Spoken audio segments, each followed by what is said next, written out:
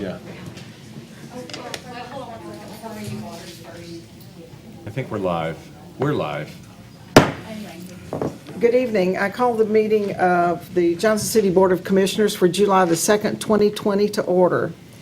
Thank you all for coming tonight. We appreciate you all having your mask on and socially distanced in the audience. As you notice, we still have our plexiglass dividers up here, so we're excited to be back together, but we are taking all precautions.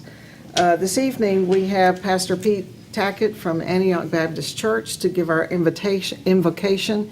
If you would stand during the invocation, remain standing for the pledge. Let's pray together.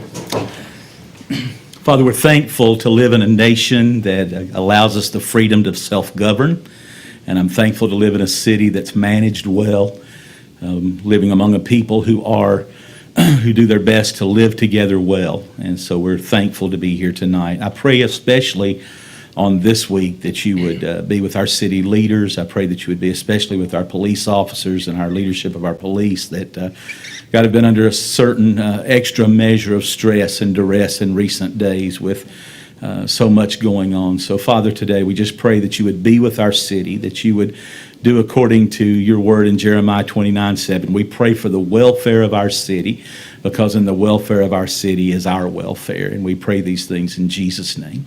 Amen. Amen. Place the flag, please.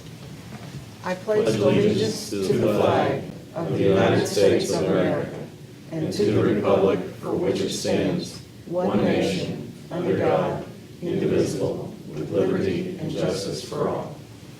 Thank you.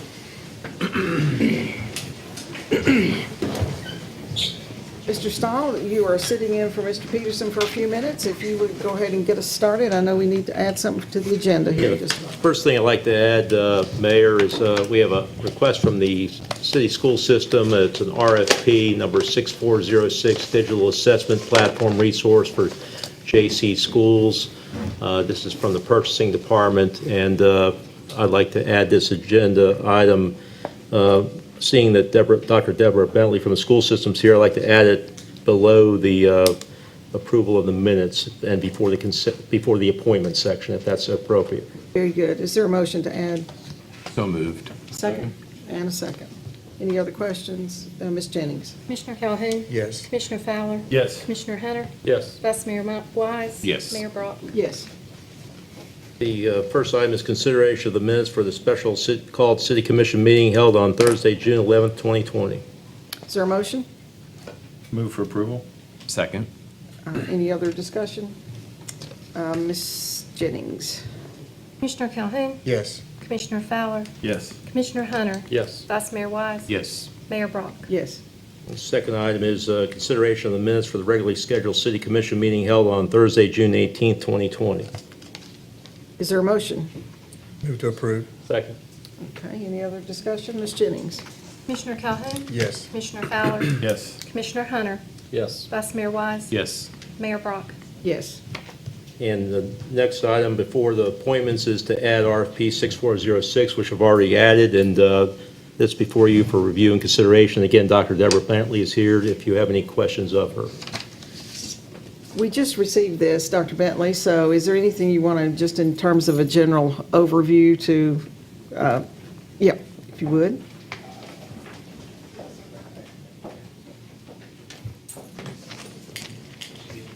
That's bad. I've sat in here with my sunglasses on. I didn't know it. It's been a long day. This assessment platform, as we prepare to bring students back into bricks and mortar, we will use this to load assessments, begin the year diagnostic, all the way through high school. So it will allow us to collect longitudinal data. For students, we'll be able to add other data sources like AP exams, ACT, and things of that nature. So it's a new platform. We're changing devices, and it will work with all of our Chromebooks and other devices. Okay, good, thanks. Any other questions of Dr. Bentley before we get a motion? Move for approval. Second. Motion and a second. Ms. Jennings? Commissioner Calhoun? Yes. Commissioner Fowler? Yes. Commissioner Hunter? Yes. Vice Mayor Wise? Yes. Mayor Brock? Yes, thank you. Your next item for consideration is to make one appointment to the Washington County Johnson City Animal Control Board. We have a number of appointments tonight. We've gone to a new format by which we are going to be making appointments twice a year to our boards. We're asking people to apply for what their primary interest is, with secondary interest also reflected, because we found when we make individual appointments every month or so, we kind of lose people who have applied for things and where they would serve really well on perhaps some other boards. So this is our first go at it tonight. It does require a little bit more time. So tonight, we're going to deal with 5 of the boards, and then at our next meeting, we'll deal with the other 5 boards. And perhaps even on some of them, we won't completely appoint the full slate that we needed, because there were some things that we needed to check out on some of the boards as well. But we do have an issue with the Planning Commission. We have to make a couple of appointments so we have a quorum at the next meeting.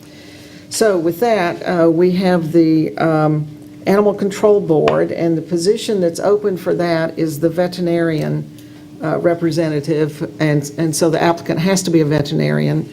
Dr. Sally McLean has been filling that role for the last 4 years, I think, and she has requested to be reappointed. She's done an incredible job. I'm on the Animal Control Board myself, and so I would make the motion to reappoint Dr. McLean. Second. Okay. Ms. Jennings? Commissioner Calhoun? Yes. Commissioner Fowler? Yes. Commissioner Hunter? Yes. Vice Mayor Wise? Yes. Mayor Brock? Yes. Your next appointment is to make an appointment to the BrightRidge Board of Directors. Okay. Commissioners, we've had, I think we have 2 applicants for that board. Is there a motion? I think one has to be a residential builder, one has to be a plumber, and then Oh. we need a gas and mechanical. You're at BrightRidge. This is the BrightRidge Board. Okay, we're doing building, never mind, I'm sorry. That's all right. You save that one for that I'll one. save it for the next one. So this is the BrightRidge Board. Yeah, building. I would move for Jim Hazelsteiner to be appointed to that board. I'll second. Okay, we have a motion and a second. Any other comments? Ms. Jennings? Commissioner Calhoun? Yes. Commissioner Fowler? Yes. Commissioner Hunter? Yes. Vice Mayor Wise? Yes. Mayor Brock? Yes. Okay, now I think we're getting up to. Next what we're talking appointments about. are to the Board of Building Codes. 3 appointments. Okay, and go ahead and make your comments again, Dr. Fowler. Yes, there are 3 that need to be added, and one has to be residential builder, one has to be a plumber, and one has to be in gas and mechanical. And I don't believe we had any gas and mechanical people that applied.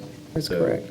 The 2, I think Alan Smith is a residential builder that wants to be on it, and James Downs is a plumber. So those would be the 2 that I would move forward toward that. Mr. Second. Downs is a reappointment, I think. Yep, I think both of them. Didn't they both be? Both are. both are, okay. All right. So is that in the form of a motion? Yes. All right, is there a Second. second? All right. Ms. Jennings? Commissioner Calhoun? Yes. Commissioner Fowler? Yes. Commissioner Hunter? Yes. Vice Mayor Wise? Yes. Mayor Brock? Yes. Your next appointment is to make 3 appointments to the Health and Education Facilities Board. Mr. Peterson, we decided Monday night we are going to defer that one to our second meeting. There were some questions that we had that we really needed to ask you, and Can since I you move weren't- to defer that for Yep. 2 weeks? Okay, Second.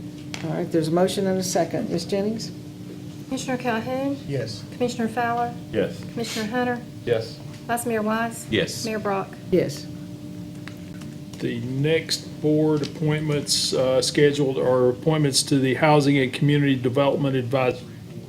I'd move we defer that one 2 weeks as well. For a second for deferral? Second. Okay. Ms. Jennings? Commissioner Calhoun? Yes. Commissioner Fowler? Yes. Commissioner Hunter? Yes. Vice Mayor Wise? Yes. Mayor Brock? Yes. Next appointment would be to make 3 appointments to the Johnson City Public Library Board. Okay, we've had a number of applicants on this. Commissioners, does anyone have a a motion, a recommendation? You want to do one at a time or come up with the three appointments? How do you want to handle this one since it's multi-seats? Was there an outstanding question on the recommendations? Believe, I cannot recall. David Gimar is a current member and wanted to be reappointed, so I would move that we put him in as one of the new. Okay, this will be his second term then? Correct. Okay, well, let's just go ahead and take them one at a time. Is that all right? I'll second that. We have a motion and a second for David Gimar as a reappointment. Ms. Jennings? Commissioner Calhoun, Yes. Commissioner Fowler, Yes. Commissioner Hunter, Yes. Vice Mayor Wise, yes. Mayor Brock. Yes. I'll make a motion. Okay, Georgita Washington. okay. Second? There's a motion and a second. Ms. Jennings? Commissioner Calhoun, Yes. Commissioner Fowler, Yes. Commissioner Hunter, Yes. Vice Mayor Wise, Yes. Mayor Brock. Yes. All right. And we were talking earlier that Daryl Carter would be someone that might be very good for that. And I will move Daryl Carter toward being on the Okay, Johnson and City. we have his application. Yes. Right. Yes, it's on Is there there. a second? Second? Okay. Ms. Jennings? Commissioner Calhoun, Yes. Commissioner Fowler, Yes. Commissioner Hunter, Yes. Vice Mayor Wise, Yes. Mayor Brock. Yes. Okay, and I think, are we going to make the rest of the appointments next week? The only 2 other weeks. one that we wouldn't be Oh, is the deferring planning was commission. planning. Okay. And there are 4 open seats on the planning commission, which makes the potential of a quorum at the July meeting a little dicey if we don't at least appoint some. One of these seats needs to be filled by someone who is a non-city resident within the 1101 urban growth boundary, so it's a very specialized niche appointment. And so I would suggest that just to get us moving, we appoint 2 of the 4 seats now and take up the other 2 next time. And so one currently serving member, Clay Hickson, has expressed interest in being reappointed, and Brett Mays, an attorney here in Johnson City, has also indicated a willingness to serve, and I would propose both of their names to be appointed to 2 of the 4 seats. I'll second that. There's a second. Any other discussion? Ms. Jennings? Commissioner Calhoun, Yes. Commissioner Fowler, Yes. Commissioner Hunter, Yes. Vice Mayor Wise, Yes. Mayor Brock. Yes. Okay, Mr. Peterson, I think we will stop right there, and we'll make the rest of the appointments at our next meeting in 2 weeks. Do we need to make a motion on deferring those or not? I don't know. Probably to be on the safe side, I guess we could do that, the remaining ones. Someone want to make a motion for, Motion to defer the appointment for Parks and Rec, the remaining art. seats of Planning Commission, Public Art, and the PBA. PBA, okay. Is there a second? Second. Okay, Ms. Jennings? Commissioner Calhoun, Yes. Commissioner Fowler, Yes. Commissioner Hunter, Yes. Vice Mayor Wise, Yes. Mayor Brock. Yes. This takes you to consideration of the consent agenda. Okay, Commissioners, are there any items you would like to pull? Mayor. I'm sorry. Somebody has a question on whether Can we I ask can. a question? Is that legal? I would prefer not right now. Okay. I just wondered about the public art committee. Okay. Yeah, That'll be next. That'll happen in 2 weeks. Yeah. We're trying something new, and it's really an effort to make sure we see as many possible applicants as possible. And unfortunately, that also means it's a lot of appointments and a lot of applications to go through in one meeting. And so we've broken it down into 2 segments. This is the first run-through of this. 6 months from now, when we do it again, hopefully we'll have a little better sense of how it's Right. timed. But the ultimate goal is we want to be able to hear from and consider everyone appropriately. And we did have 14 people for 3 spots apply, which is great. Well, there weren't that many who were first choice. And We'll take up the Public Art Committee at our next meeting. Yeah. All right, thank you. Okay. All right, Mr. Peterson, let's see, we did consent agenda. Anyone have any items you would like to pull?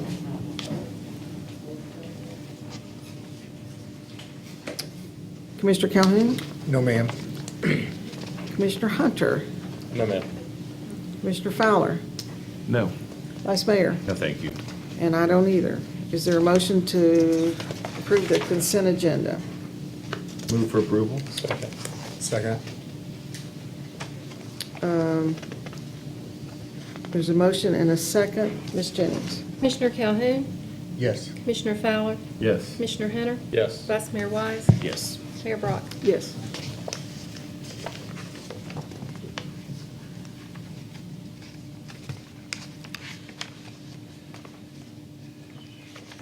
Okay, Mr. Peterson. Okay, It's you. I just was getting caught up here. The last item on the consent agenda Yes. is a proposal for RFP 6417 for the sale of property at 202 Highland Avenue. And in your packet, it explains that there have been two responses. Mr. Campbell proposed $15,001 and doing residential development on that property. Mr. Yaman has proposed a bid of $25,000 with no proposed use attached. The property is located at 202 Highland. It's zoned MX1 and it's vacant. All of the surrounding properties within that block are residential. The way the RFP is structured, it is not dependent on the price bid, but it's a complete package of the reuse of the property, the proposed reuse of the property, as well as the price. Phil did not include a recommendation in the agenda summary item. So we would recommend that the property be sold to Mr. Campbell based on the reasoning and the logic that he's proposing a residential use, and that is a much better fit with the surrounding properties there at that location. Having said that, y'all need to vote on this separately, even though it was included in the consent agenda due to the fact that there wasn't a recommendation included with it. Right. So you need a motion to approve acceptance of Mr. Campbell's offer? Yes, sir. So moved. Second. Any other discussion or questions? Do we have to remove it from the vote of the total consent agenda first? Janet, you're finance, you want to play lawyer too? Sure. That would remove any question. One motion to remove it from the consent agenda that's previously been voted on, and the second motion to approve awarding the proposal of Mr. Campbell's. All right, well, let's remove it from the consent agenda first. Do we have a motion? So moved. Second. Motion and a second. Ms. Jennings? Commissioner Calhoun, Yes. Commissioner Fowler, Yes. Commissioner Hunter, Yes. Vice Mayor Wise, Yes. Mayor Brock. Yes. Okay. Is this like motion to- voting for it before you vote against it kind of thing? So a motion to accept then. That's already been done. I've made the motion. And I second Okay. it, so. All we'll do right, that there's a again. motion and a second. Any other questions? We're all straight now. Okay, Ms. Jennings? Commissioner Calhoun. Yes. Commissioner Fowler, Yes. Commissioner Hunter, Yes. Vice Mayor Wise, Yes. Mayor Brock. Yes. Thank you, Mr. Campbell. Sorry about that confusion, I just, No, that's I didn't good. Yeah, I'm glad you catch it in my did. packet. We- Excuse me. Your next item of business is consideration of ordinance number 4747-20, an ordinance to amend the zoning map of the city of Johnson City, Tennessee, being part of the appendix to ordinance number 1519, entitled an ordinance to adopt a code of laws and ordinances for the city of Johnson City, Tennessee, and to repeal all laws and ordinances in conflict therewith, and amendatory thereof by changing from I-1 light industrial zoning to B3 supporting central business zoning, certain property located at 125 Lynn Road. A song? Thank you, sir. Greetings. Thank you, ma'am. Mayor Commissioners, before you is a request to rezone a piece of property at 125 Lynn Road from I-1 Light Industrial to B3 supporting Central Business District. This, just to give you an idea of the general location of the property in the city, this is West Market Street, this is Walmart. Discount Tire recently developed this piece of property. Then directly behind it, there is a high-density multi-family apartment, and this is a vacant lot directly behind that apartment. Across the street from Lynn Road is a mobile home park. So that's general vicinity where we are in the city. The property is currently zone I1. The property that has the apartment is zone B3. So zoning this piece of property B3 will basically consist in extending that B3 property northward. The future land use map designates this area for commercial development, and the B3 zoning district is a commercial district. So this rezoning will align with the future land use map. In terms of transportation, Lynn Road is a very small county road. It really cannot support industrial traffic on that road. So zoning it step down to a residential district will be more appropriate for the site. A concept plan is not required per the zoning ordinance, but the applicant has provided this just to kind of give an idea of what he intends to construct on that site. It will basically be 5 units, 2-bedroom each for renter. The Planning Commission on June 9 recommended approval because, as I earlier indicated, this will just be an extension of the adjoining B3 zoning district. It will serve as a transition between the B4 along West Market Street and the I1 in the industrial area. This will be step-down zoning that will be more appropriate with the nature of Lynn Street, and it will align with the future land use map. Okay, are there any questions of staff before we move to a motion? Okay. Do we have a motion? Move to approve. Okay. Second. All right, any other questions or comments? Ms. Jennings? Commissioner Calhoun, Yes. Commissioner Fowler, Commissioner Hunter, Yes. Vice Mayor Wise. Yes. Mayor Brock. Yes. Next item for consideration is ordinance number 4748-20. An ordinance to abandon a public right-of-way between 1408 Virginia Street and 1412 Virginia Street upon the terms and conditions contained herein, and repealing all ordinances and parts of ordinances in conflict herewith, ready for your consideration on first reading. Son? Mayor Commissioners, this is really a paper street. It's not developed. It was the original creator of this subdivision created that third street. On paper, there is no sign out there that says third street. As indicated, it is undeveloped. It basically links Virginia Street to University Parkway. At the bottom, at the intersection of this right-of-way with University Parkway, there is a very significant ditch here that will pose development difficulties. Different public departments, city departments, and public agencies reviewed this. They had no issues with the abandonment, except Water and Sewer Department. There is a 16-inch water line that traverses the right-of-way. This service line is also a public line, and the Water and Sewer Department is requesting that a 10-feet wide easement on either side be reserved for this 16-inch line, and a 7.5-feet utility easement be reserved for this service line. The Planning Commission reviewed this on June 9 and recommended your approval. Can you point out on the map there the property that the requesters, where they live? On 1408, Right there. this is the main initiator, but he had a discussion with the owner of 1412, and they both approved this, petitioned this. Okay, and so the deed for this property will go to Both properties. To both properties? Yes, okay. ma'am. And do they own Yes, all the way to University Parkway? Yes, ma'am. Okay, all right, very good. Mayor, may I sir. clarify one thing, make sure everybody understands this? That is a 20-foot easement around that water line, 10 feet on either side of it. It's not a 10-foot wide easement, it's a 20-foot wide easement. On each We need to side. make sure we're real clear in our documentation there. So in other words, Please. if we had problems with the water line in there, we could go in and access it And on that this is, property? that is similar to what we do in every location we have a public utility. And that's written into the transfer of the property? Yes, ma'am, it is. All right, do we have a motion? Make a motion to approve. Okay, Second. all right. Any other questions? Ms. Jennings? Commissioner Fowler, Hunter, Yes. Vice Mayor Wise. Yes. Mayor Brock. Yes. Next order of business is consideration of ordinance number 4738-20. An ordinance to amend Article 2, definition of terms used in the code, Article 3, nonconforming provisions. Article 4, application of regulations, Section 4.7, yards and setbacks, and Section 4.13, accessory structures and uses, and Article 6, use requirements by district in the City of Johnson City zoning ordinance, ready for your consideration on third and final reading.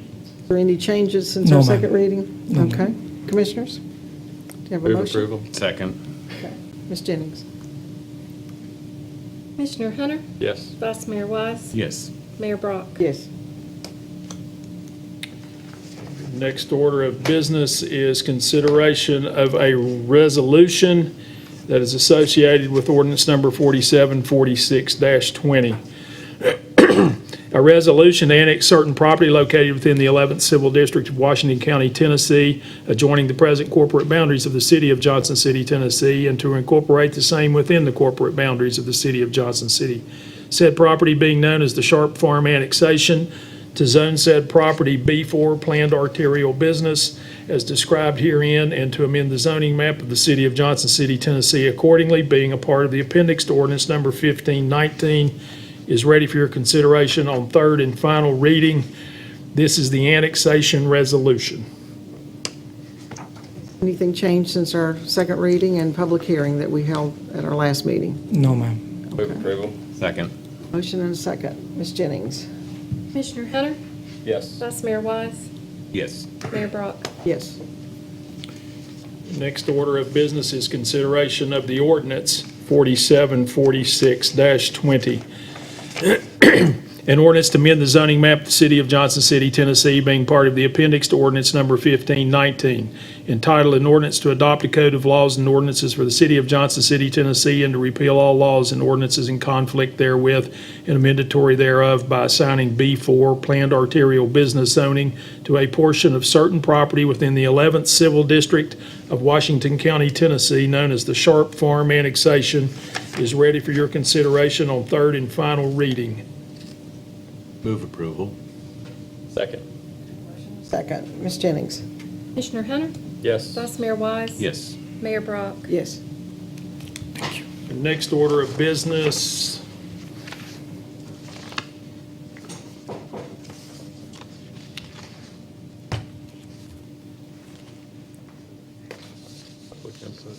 is public input. I did not receive any emails about public input. Is there anyone who came to speak tonight but did not file? Put it in my email, but I never got a confirmation. Okay, something must have gone wrong, but please come forward and approach the lectern and give us your name and address, please.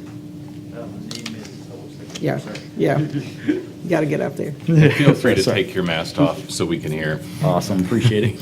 My name is Jim Reese, and it Jim. is 518 Boring Chapel Road, Johnson City, Tennessee, 37615. I did not know what to expect. Thank you so much for responding to me, Mayor Brock. I wrote you at 9:30, and you wrote me back at 12, midnight that evening, so I appreciate it. I had a big thing ready for my 3 minutes, but I will limit that down now because I don't even know if I'm in the right place. I want to, Pastor talked about the fear and the hate. And I'm a Christian, I want to walk in the middle of it. And what I'm talking about is the Black Lives Matter movement. There's a lot of fear amongst us out here. And though I'm not a racist, I love black people, I've been around them all my life, I friends, all that kind of stuff, I don't need to prove anything, fostered babies, all that good stuff. But my concern is that we're watching cities topple over on taking away the police rights. We're watching them, sorry for my nervousness, what is it? They're defunding the police. They're after this 8 can't wait, and that is one step next to defunding the police, and that's all that is when you read the fine print. That is my concern. I'm watching developments, the Panthers come in and have no problems with protests. That is awesome, that kind of stuff. But they're at the pawn shop, and there was a video out there by the camera of gentleman that came, he was being choked by a black gentleman while the others were pummeling on him.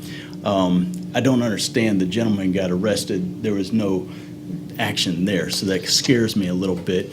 Fair enough, if that guy came in, I heard he knocked a water bottle he shouldn't touch, you go to jail too, but the rest should go to jail myself and that kind of stuff, equal liberties. There's cops, a woman didn't want to come tonight because she has an officer as a husband, and she is scared because they've already been tagged. They got people driving by their houses. They got, at these things, they're yelling out addresses of these officers. And her thing is, she asked if I had asked a question, and I'm going to put it, I'm not going to put it very elegantly, but will you be backing the police, or they're scared about being left out to dry, kind of like down in Atlanta and those kind of things, and end up in jail for doing their job and different things like that. That's my perspective of it, nothing there. So what my question is too is, how do we get into community discussions? Because that's where it starts. When it comes to, it came to looking into praying about this, Martin Luther King, I went and listened to his speech and what a peaceful protest looked like and the incredible aspect of that man and what he did for the Black lives. And I want to be able to have the community able to speak into it without just Black Lives Matters, meeting with committees and those kind of things. And how do I do that? This is the first time I've ever been to a committee meeting, so I appreciate you hearing me. And that's, I think, through my nervousness, hopefully I spoke correctly and well. So, I think you did. okay, good. Thank you. Mr. Reese, normally when people come for public input, we don't respond unless we Yep. want to ask questions, but we're going to tonight. Okay. And in fact, we're planning on talking about our police force, and I know this is just where Commissioner Fowler and Commissioner Calhoun got up and left our meeting to go out back because it's roll call for tonight's platoon, and they wanted to go out and talk with them and let them know how much we support our police force. First and foremost, we are not defunding our police. As perhaps most people have heard me say, we need to fund them more, you know. We have, and Chief Turner, who's sitting over here in the back of the room, and I and the city manager, Mr. Peterson, have been meeting with the first group of protesters who has a set of values that says they want peaceful protest.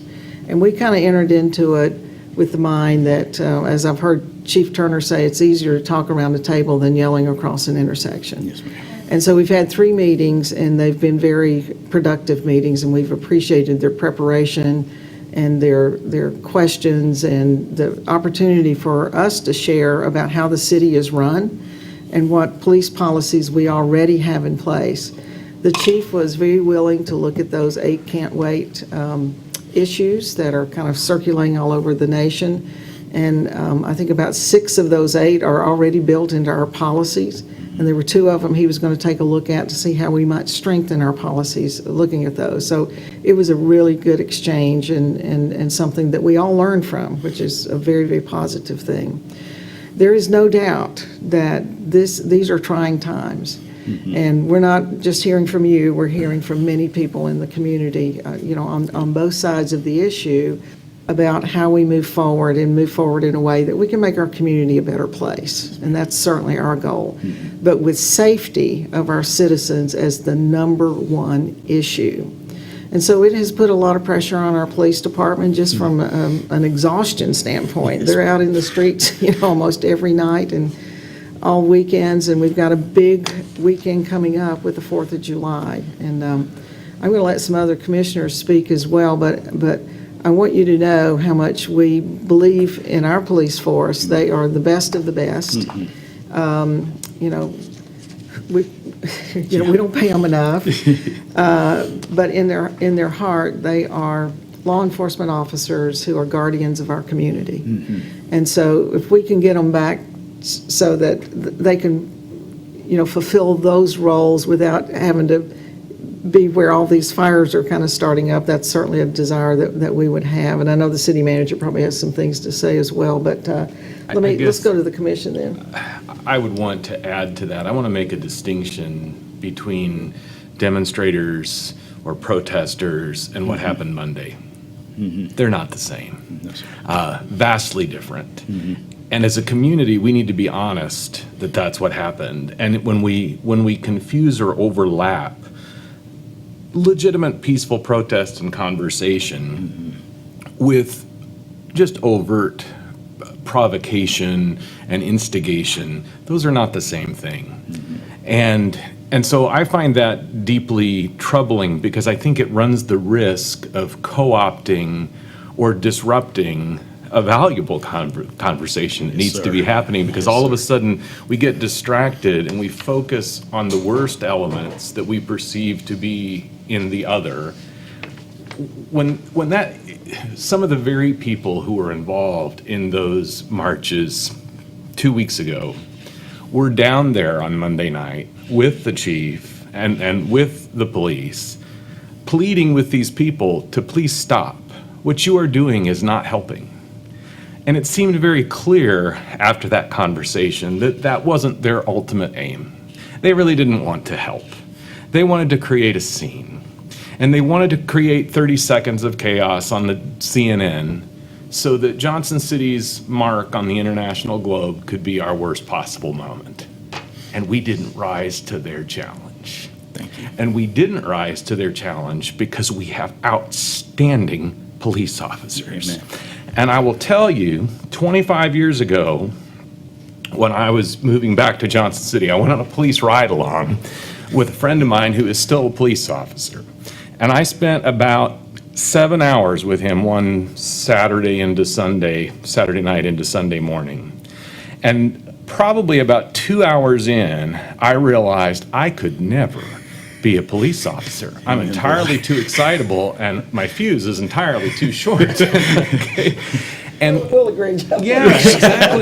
No. Get emotional. And what I would say, though, is what struck me as I watched him deal with people in their worst possible moments was how gracious and professional and reasonable and rational he was in dealing with them. And for most of them, they were being reasonable and rational. They were just having a terrible moment.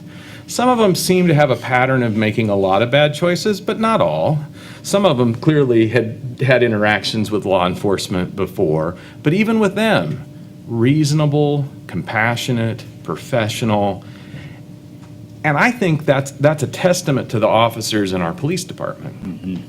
And I think we as a community need to be proud of the men and women who serve in that department, because when the challenge comes, and make no mistake about it, Monday was that challenge.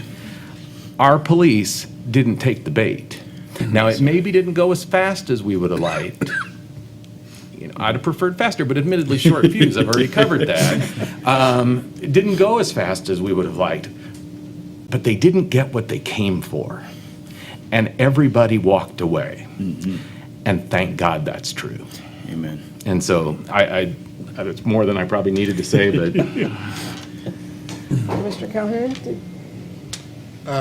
Can I follow that? I've had the opportunity to talk to just a couple of police officers and just a few of them, and the two words that I keep using over and over again is professionalism and patience. And we're so proud of that, and we're so proud of our police. I don't have a whole lot to add. I hope we can continue to give the police what they need to do their jobs, because they do a great job. Yes. We need more, and it's hard to recruit them, especially in these times when this stuff is going on. We may lose some because of this, and then it's going to be even harder to replace. So we need to make sure we back the people we've got and tell them that they're doing a great job so we don't lose any. Yeah. Yes, sir. It is hard to follow Joe. I hate when we have to do that. But ultimately, this commission fully supports our police department. I've talked to several throughout the week. It's disheartening the position that they've been put in. They're family people. They're your next door neighbors. They're people that have put themselves out to do a job to make this area safe for everyone. And so, I mean, I commend them on the work that they do and the patience that they have. I mean, like Joe, there's no way I could tolerate what they have had to deal with. Mr. Peterson, did you want to give us any kind of update here on? Well, our police officers, as well as the city commission, has sworn to uphold the laws of the land, the state, the city, and the Constitution of the United States. That includes the right to free speech. And there's a proper way to express your freedom of speech, and there's improper ways. And sometimes that becomes a very fine line between what's proper and what's improper. Having stood down there the other night for about 7 or 8 hours, and I thought I knew every word proper and improper in the English language, but boy, was I mistaken. That's a really tough spot to be in. And as one of the, I guess, as Vice Mayor Wise pointed out, sometimes things don't happen as quickly as what everyone would like to see. But in order to be prepared and properly prepared to handle any situation that comes up, sometimes it takes a while to get your resources together. And you sure don't want to start into something that you're not prepared to properly handle.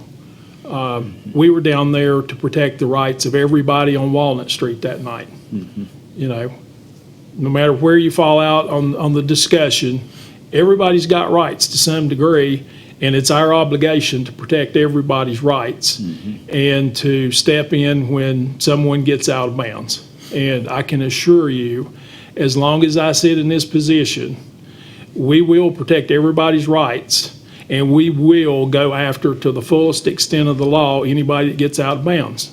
We will support the police department. We will buy them the equipment they need. We will give them the latitude to exercise their duties as they need to be.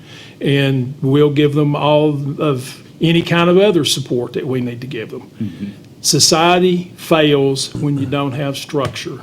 Yes, sir. Compliance with the law is a voluntary situation. You can choose to be compliant or you can choose to be non-compliant. The much easier path is to be compliant, to be civil, and to sit down and have civil discussion to identify things you'd like to see changed and to come to a conclusion on what changes can be made. And violence and civil disobedience isn't necessary nor tolerated in that process. So we're going to work hard to continue to be the outstanding police force that we are. And I will add to my comments, you mentioned the list of 8, I forgot. Eight can't wait. Whatever the moniker is now. We already did 6 of them 20 years ago. Yes, sir. We don't have a law enforcement problem in Johnson City, Tennessee. Amen. We may have some social issues we need to work through, but showing your hind end in the street isn't going to fix that. You know, we need to sit down and have civil discourse and figure out what we would like to see changed and figure out a method to do so. And that's what we strive to do to make life better for everybody in the community. And I certainly appreciate you taking your time to come down here this evening and voice your opinion and offer your support to our fine officers in the police department. Thank you, sir. Thank you very much. Let me add one final thing, if I could, and a request. We're getting a lot of calls, and there are a number of people in our community who have lived here for a long, long time. This is very scary. You know, have we seen things like this before? I'm old enough to go back and think about 1968 and what went on in this country. But I'm not scared, and I know our law enforcement has our city protected, and I hope people will think about that. I mean, we're in really good hands. But I think one of the things that's adding to the fear that people are beginning to have is the constant access on social media and the videos and playing, you know, over and over and over again, and then people sharing things that may or may not be true. So there's a lot of misinformation out there as well. Can I So- take one? What's that? Can I take one? Sure. The mayor has no authority to tell our police to stand down. Yeah. And the notion that she has is absurd. Gotcha. That's one. The man in charge of the police department is the chief of police back there, and they're taking their cues from him, and I think he's doing a fine job. Yes, sir. But to the point, that's the kind of nonsense that is entirely unhelpful. Yes. So, we have 4th of July coming up Saturday night. We had to cancel the fireworks display for obvious reasons with the virus and everything. So people are going to be pent up and want to probably shoot their own. And Mr. Peterson, I'll let you say a couple of words here in just a minute about our fireworks ordinances in the city. Start with a prayer. Yes. But Yes, sir. here's my request. You know, down in the protest on Monday night, there were a lot of young kids. I mean, young kids. Yeah. Parents, keep your children at home. Keep them at home Saturday night. It's the safest place for them. You can't expect your city to keep everybody safe when you at home don't start it. So that's my plea. Everybody pitch in. And I've always felt this way. I grew up in this community. I love it dearly. But if we can unite as a community, we can solve anything. We are bigger than these problems, but we have to stay connected. We cannot divide. And that's what's happening right now. You've got one group on one side, you've got one group on another, and we've got to come together and solve these things. We can become a better community if we listen. And we've been listening to a lot of it, but for the ones who have nefarious purposes and reasons, I mean, they've got their own agenda, and we will deal with that, and that's a law and order thing. So I want us to stay connected, stay vigilant on this, stay safe, and stay home. Yes, ma'am. That's my plea. Do you mind if I ask one more question? Sure. Sorry. My heart is, I've had Chinese exchange students, had foster kids, had drug addicts in my house. And every time I go through those things, God shows me new things. And my heart is, I've never been a black man. And I don't know how it is in New York. I don't know how it is in these. I don't know how it is. And I grew up one way. And my heart is come prepared. This was my step of faith. And I'm unprepared and I don't know how to prepare myself. Sorry. That's all right. Take your time. My heart is how to step in between that and help unite. Because I don't want black people feeling disconnected, but I know there's white people that feel disconnected in different things. And like you said, it's an extremely hard time, and I thank God for what you said, and I thank God for our police. So my question is, and I know you can't answer it now, and that's fine, I know there's a community out there. I've talked to them. I'm starting to talk to them. That's my other thing. And they want to know what to do. And some are angry and some are not, and that kind of stuff. And I don't know. This is the first committee meeting I've ever been. Well, And look at the conversation you generated. Exactly. And man, I appreciate it, and I appreciate you backing our cops because they're great people and they're wonderful and they do it and that kind of stuff. And I know the black community is incredible. I work in the hospital, and incredible people that I get to work around of all nationalities. And I know there's a lie in this. And I know there's a truth in this. And just like Martin Luther King was bold enough to stand in the middle, and what he did was incredible. And I'd like to be a part of that movement.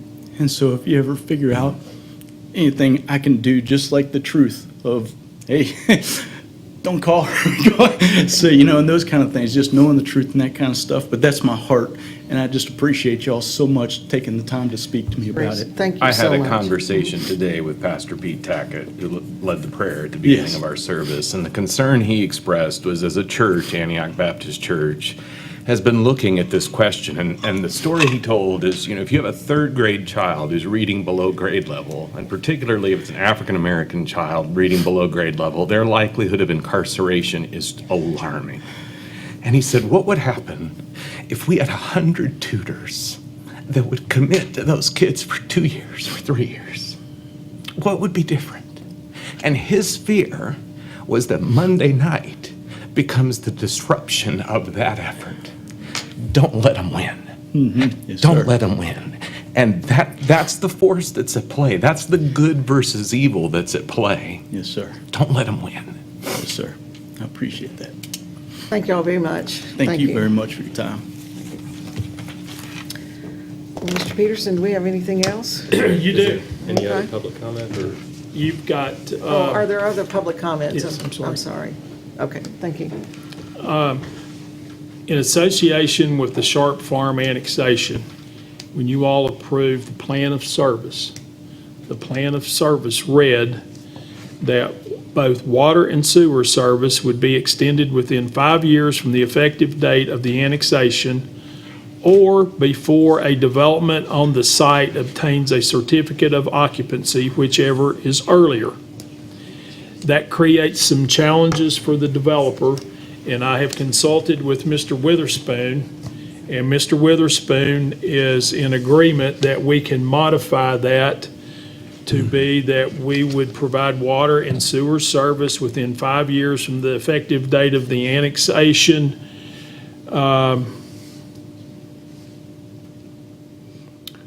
Or at the time that development begins, whichever happens earlier. So I would just like to get that read into the record, and with your all's concurrence, You need a motion. if you would make a motion, we'll make that modification to the plan of service. And that actually promises to get services to the property earlier than what we had originally agreed to in the plan of service. Commissioner Fowler made a motion, I'll second it. Everybody understand enough? Okay, Ms. Jennings? Commissioner Calhoun? Yes. Commissioner Fowler? Yes. Commissioner Hunter? Yes. Vice Mayor Wise? Yes. Mayor Brock? Yes. Other business, would like to remind everyone that it is against the law to discharge fireworks inside the city limits of the city of Johnson City. We realize that the temptation is there, but if you feel compelled to use fireworks, just leave the city limits. They're legal in the county, I think, but inside the city limits, they are illegal. We get hundreds of calls on 4th of July weekend or the surrounding couple of days. In fact, I think they began today for people using fireworks inside the city. It's extremely disruptive to neighborhoods. There are animals that don't tolerate it well. There are babies. There are newborns that don't tolerate it well. There are older people that's very alarming. We have veterans and others, first responders and public safety people that may be experiencing the effects of PTSD, and loud explosions create real problems for those folks. Not to mention the fact that it is an extreme fire hazard, and I'm sure it generates a fair amount of business for Ballad Health and healthcare providers in the area when we have fireworks accidents. So just want to remind everybody, please do not use fireworks inside the city of Johnson City. Gosh, beyond that, we closed out the fiscal year day before yesterday. You are now in fiscal year 2021. We couldn't get out of 2020 soon enough. Yes. Can we say it's over? For some of us, Commissioner Hunter, we remember when Y2K was a big thing and we were going into a new century. Now we're 20 years deep into it. I wasn't sure if I was going to graduate high school that year. I was going to say you just were born. But finance will be very hectic over the next couple of months, closing out FY20 and getting the materials together for the audit. Of course, the auditors came in and did fiscal inventory, I guess, on Tuesday, and we'll begin audit prep work in short order. So we're also in the process of doing interviews with some of the vendors that have proposed for the new financial software package. So those interviews are ongoing, and hopefully Janet, you all are on schedule to get a bid in front of the commission late fall, early winter? Yes, we have product demos. We're in the selection phase. We're weeding down to the top performers. So we actually have product demos the last week of July and the first week of August. We'll have 6 full days of demos, and then we'll make a selection based on the demos. And then we'll be ready to, at some point, bring that forward and hopefully be ready to roll with the beginning of on-site work January. Very good. That's been a lot of work. We've had a committee of employees that have been very dedicated to that And process. that'll be a 15 to 18 month, what we're looking at now is 15 to 18 month cycle to get through HR and all the financial stuff. So that would mean that will be up and running middle of 2022. Yes. So it'd be about obsolete and we could start it over again at that point? I don't know, what we've been using, we bought in the 70s. Oh, okay, we can get a couple years out of it. Yeah, we're going to get some use out of it. Do we have any April numbers yet? Tax? Yes. All right, Let's see if I can pull it up. get to the real stuff. Did we go to Lowe's enough during the? Oh, yeah, well, we're 200, I'm gonna do this from memory. We went over these the other day. Compared to budget, through April retail sales were up $224,000. So the $700,000 we were up a couple of months ago has really helped us sustain us. I think we're only down, Pete, was it 13%? I can pull it up. It'll Sales take me a taxes second. were off 22% year to year, and we had For the budgeted 50%. So you For the month mean of April. before we started, we were 700 ahead? Right. But Before we were we- down to 200 ahead. So we Yes. need But that's about only- half a We're million. still ahead. But we're still ahead, okay. Yeah, that's through April, and then things opened back up April 23rd. So we're Hopefully. cautiously optimistic about the May and June figures. It's not nearly as bad as we had feared, but And, sorry, Good. do you recall what just the month to budget for April comparison? I can pull it up. While Janet's pulling that up, one other real important piece of financial news, I forwarded a copy to you all today of the latest Moody's report where they came in and verified our credit worthiness, and they, what's the right word, sustained, renewed, upheld our AA rating with Moody's, and we're impressed with our financial condition in comparison to others. And once again, they did make the comment that while we did have a nice fund balance, that it really needed to be bigger than what it is.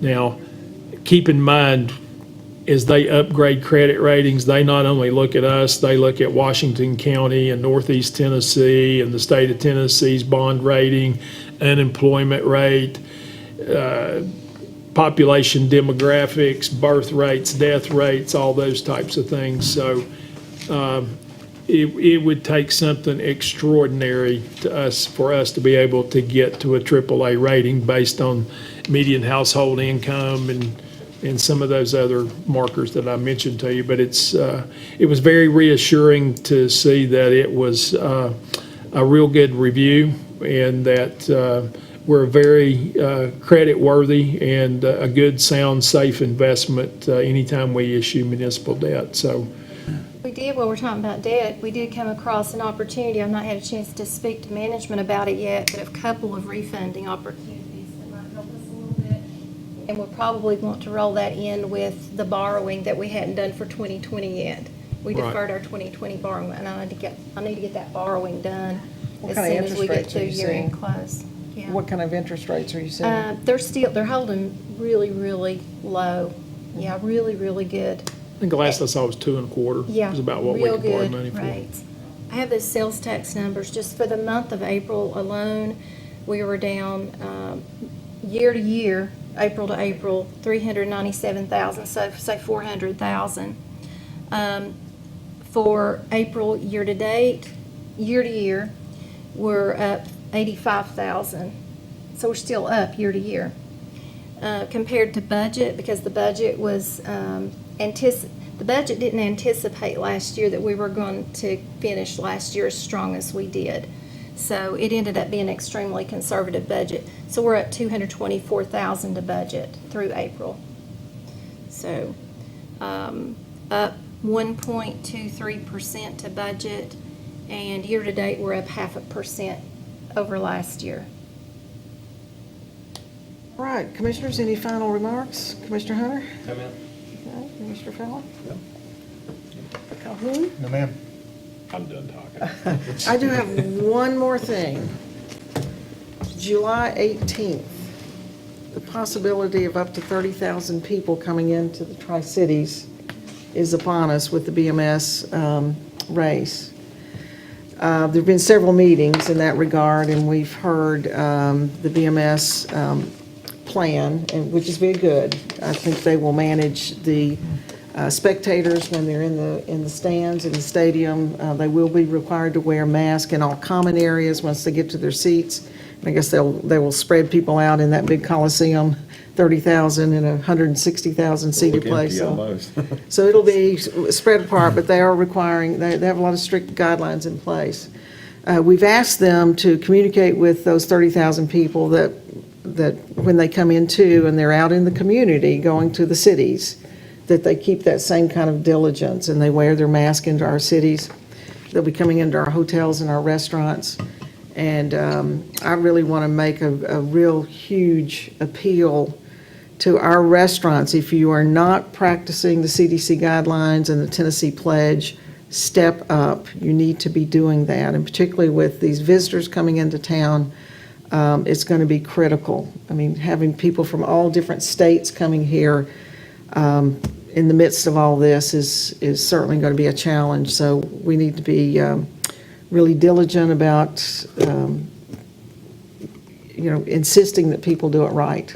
Otherwise, we could be paying the price. So anyway, I just want to bring that to your attention and to the public's attention that we've got a responsibility upon us.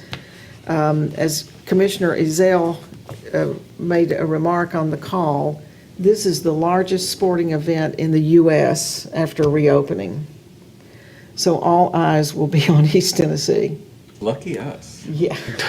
So we don't want to be on Because the we know how to do headlines. it right, and so we're going to do this thing right. That's right. That's right. So We're going to set the bar high for everybody else. that's right. All right. If there's nothing else, meeting's adjourned.